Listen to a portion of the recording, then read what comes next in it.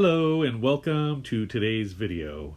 So I have a long list of ideas that have come to me that I want to do for upcoming videos. But every once in a while I'll have a new idea pop into my head that I feel like I need to do right now. So I'm skipping over a bunch of stuff I had planned, and in today's video I am making a snail riding a turtle.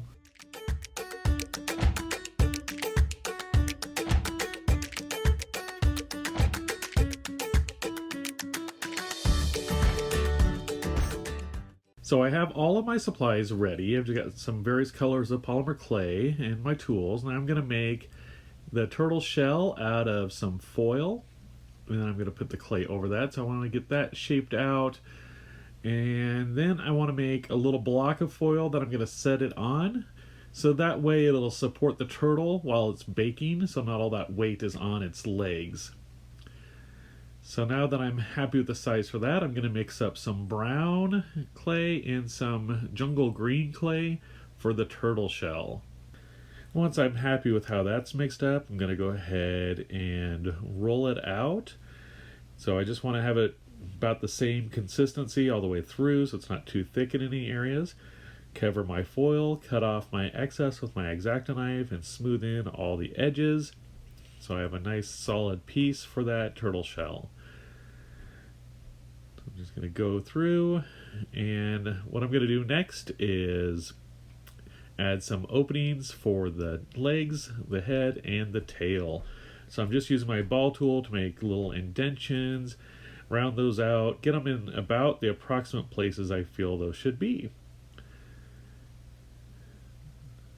Alright, now the next thing I want to do is run a wire through it. So I want to have a wire going through to support the neck and the head of the turtle, and I figured I'd have it just go all the way through and have it come out and use the end of the wire for the tail. And I thought that might give it a little bit more support. I'm going to cut off my excess. I don't want that tail too long. And I noticed when I was, handling it, I kind of smushed some of those openings, so I just redid those. Now I'm just taking some foil and texturing my turtle shell, because I don't want it to be a smooth shell, I want it to be kind of rough, so it has a little more detail to it. I love doing textures on polymer clay. Now I'm just taking my needle tool and making kind of like a seam line or a little gap on where the lower portion of the shell and the top of the shell meet. I didn't mention this at the beginning, but I am using Premo sculpey for this project. And you'll notice here I jump around a lot. I started to roll out a snake of the brown-green mixture, but then I noticed I wasn't really happy with the texture on the shell, and so I'm going back over that with some foil and then readjusting my openings to make sure they're big enough for the legs and the head and the tail. Now I'm just going back to that green-brown mixture and rolling it out to a snake to make it for kind of a rim around the top of the shell. Now I'm going to wash my hands before I work with the green for the turtle. So what this is a mixture of green and yellow. I want it to have a nice contrast with the shell, and so I'm rolling out a thicker snake. I'm going to cut this into 4 sections for the legs, and these legs are kind of like a teardrop shape. They're thinner where they start at the shell and go a little bit thicker where the foot would be. So I'm just getting all of those shaped out until I am totally happy. A couple of them are a little bit bigger, so I'm going to kind of put those towards the back so they're match each other. And now I'm just taking my ball tool and I made some texture on there. Now I'm going to add my legs, so just sticking each leg into that opening, pushing in, make sure it's nice and secure. Then I'm going to add my tail. I did notice at this point that that opening was too small to make a tail go over that wire, so I cut off the wire, and I'm not having that stick out, and I'm just making a little tail to go back there. But I still have the wire in the body and using for the neck and head of the turtle, so I'll still have that support there. So once I've got the head shaped out, I attach to the wire, and then running the wire back into the shell, and you can see here it's supporting it nicely. So now that I've got all those pieces in there, I'm going to take my snake of green-brown clay and wrap it around, have it go over the top of everything. So it makes this nice little ridge there and kind of covers up where they, come out or go into the shell.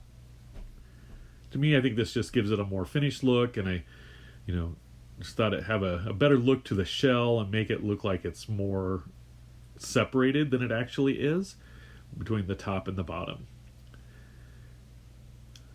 So I'm just going to go through, touch up some of my lines, my texture. As you handle it, you kind of smooth some of that stuff out, but instead of waiting till the end, I like to kind of do it initially, see how it looks, and then just touch it up as I go. Then I just took my needle tool and made some little indentions into the ridge on the shell. Again, touching up the texture. Had a little speck on the head of the turtle, so I cleaned that up. I'm going to use my needle tool to make a little smiling face, and then do a couple indentions with my ball tool for the eyeballs. Now, before I make the eyes, I'm going to go ahead and wash my hands again to get all that clay off there and make sure my hands are nice and clean before I handle the white clay. So now with the white clay, I'm just going to roll out a couple of balls about the same size.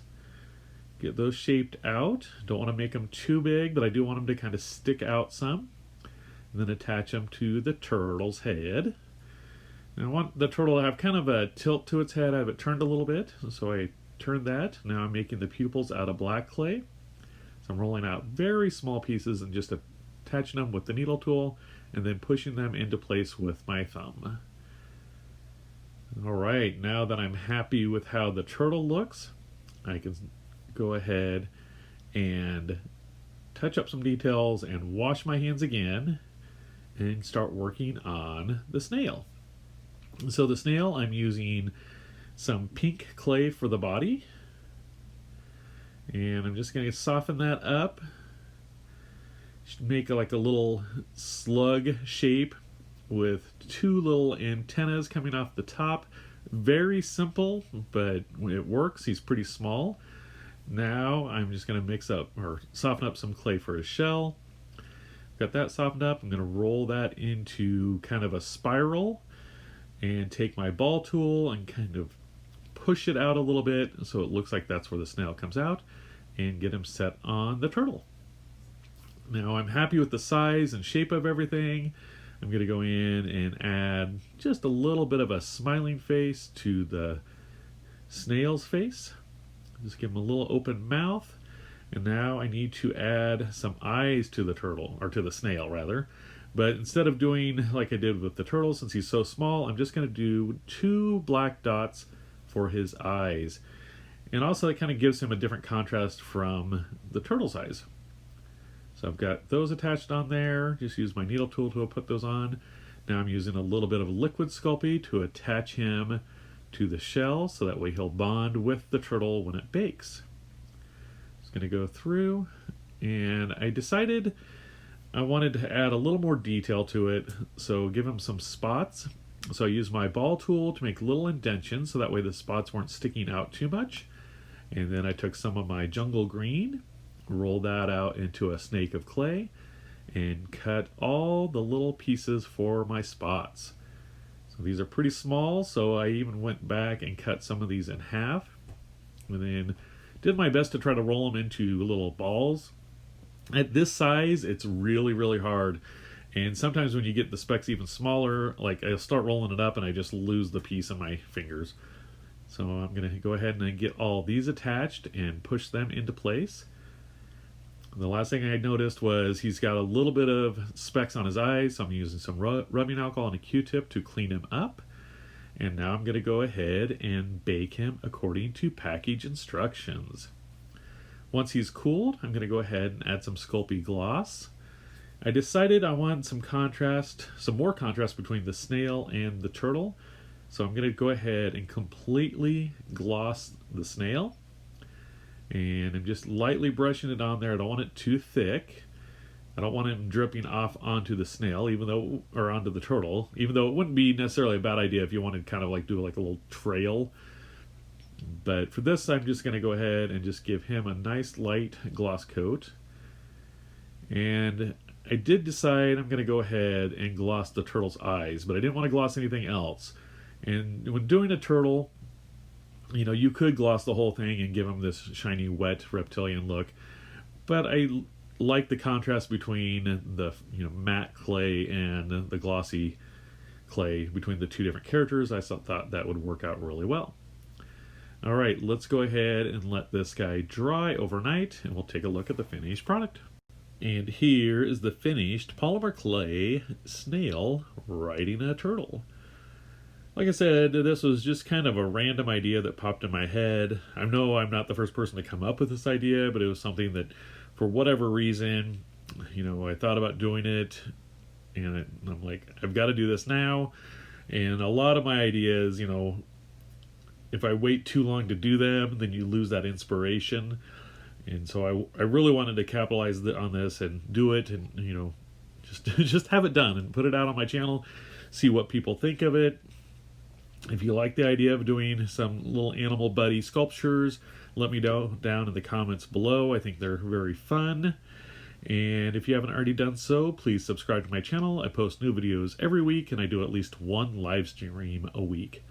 Alright guys, thanks for watching, and remember, never stop creating. Bye.